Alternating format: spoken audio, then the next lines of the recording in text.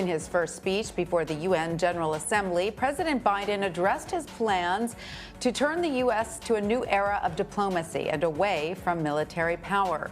He reaffirmed the United States is not turning inward despite withdrawing U.S. troops from Afghanistan. He also pushed for a diplomatic reset following 4 years of the Trump administration's America First policies. CBS News' Michael George has more. Joseph R. Biden Jr. Standing before world leaders for the first time since U.S. troops left Afghanistan, President Biden defended his decision to end the war. For the first time in 20 years, the United States not at war. We've turned the page. All the unmatched strength, energy, and commitment, will, and resources of our nation are now fully and squarely focused on what's ahead of us. Mr. Biden also called for intensive diplomacy to combat climate change and COVID-19. Bombs and bullets cannot defend against COVID-19 or its future variants. To fight this pandemic, we need a collective act of science and political will. President Biden was only here at the UN for about an hour, the White House says, due to COVID concerns. Tomorrow, he'll convene a virtual COVID-19 summit.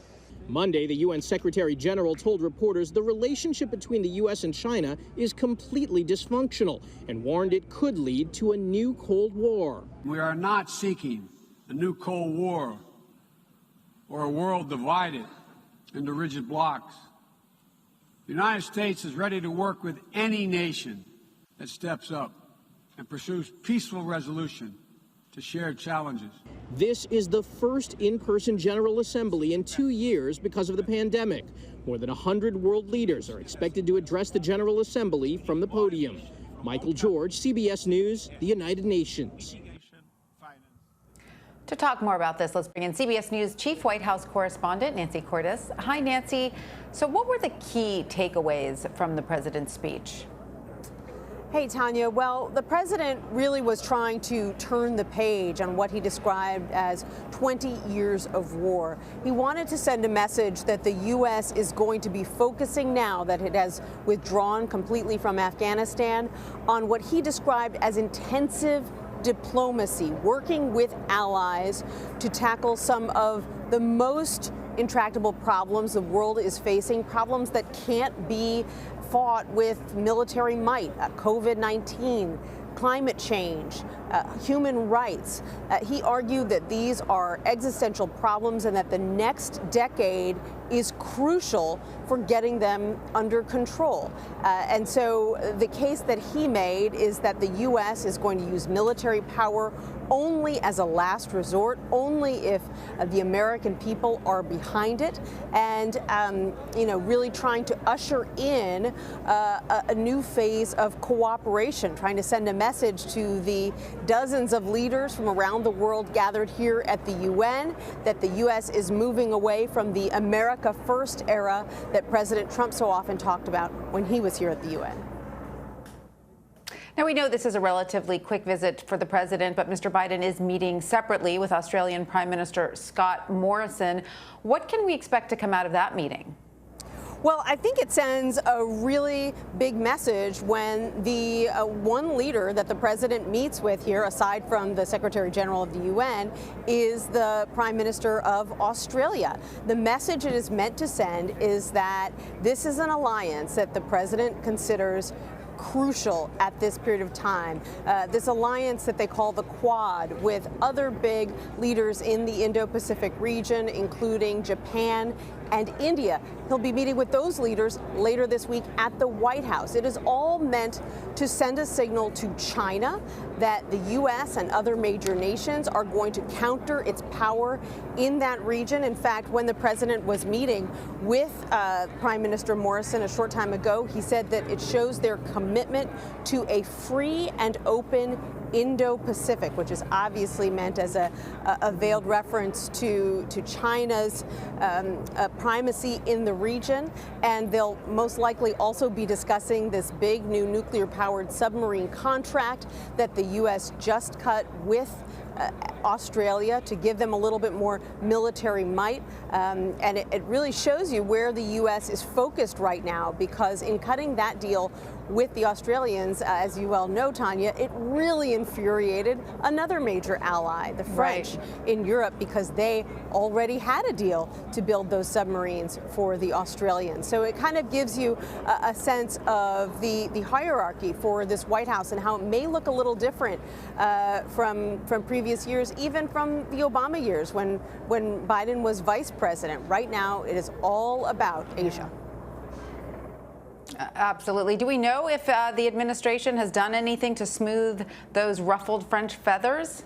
They are trying. They say that they are working with the French to try to set up a virtual meeting between the president and Emmanuel Macron, the leader of France, who was supposed to address this gathering virtually, but changed his mind. There was a lot of anger. He also, as you know, pulled his ambassador temporarily out of Washington to send a message about how outraged the French were. And they don't seem to be getting less miffed over time. Just yesterday, the foreign minister of France was here in New York just excoriating the Biden White House, talking about what a brutal betrayal this was by the White House to cut this deal with Australia behind their backs. And we're not talking about chump change here. This was a $66 billion deal for France. It was fraught with problems. It's not that surprising that Australia went another way. But the big problem appears to be that no one ever bothered to tell France what was happening until just a few hours before the deal between the U.S. and Australia was made public. Yeah, that turned out to be quite a big problem. All right, so Nancy, the president is also expected to meet with UK Prime Minister Boris Johnson later today in Washington.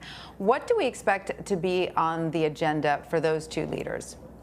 A few issues. We know they'll be talking about Afghanistan. We know they'll be talking about COVID-19, but probably the biggest thing they'll be talking about is climate change, because both leaders are gearing up for a major summit on climate change in Scotland in just a couple of months. And so they're going to be talking about the commitments that their countries are making, and most likely also the challenges with meeting those commitments. You know, President Biden made some pretty big promises here at the UN and over the past few months. He said here that the U.S. is increasing the amount of money that it gives to developing nations to help them combat climate change. That was likely well received. He's also made some very big promises about U.S. efforts to draw down our carbon footprint by 2030. But the problem is that he needs to convince his own Congress, particularly Republicans in Congress, to go along with that. Otherwise, those are merely empty promises, something that Boris Johnson and many other leaders here at the UN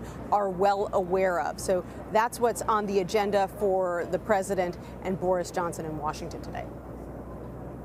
And Nancy, what can you tell us about the virtual COVID-19 summit that will convene tomorrow? Well, this is the White House trying to kind of organize allies around some common goals when it comes to COVID-19. They are pushing not only for these big developed nations to vaccinate 70% of the world by next year at this time, making huge donations to other countries, but also to fill in some of the other gaps as well, to make sure countries have enough oxygen tanks to care for people who have COVID-19, to make sure that countries have enough PPE. There are other shortages, not just the vaccine. We talk so much about the vaccine these days, and of course, every country wants it, but there are other needs as well. So this is a virtual meeting to discuss what those needs are and to sort of get more organized on a global scale to try to meet those needs. All right, Nancy Cortez at the UN, thank you so much. You're welcome, Tanya.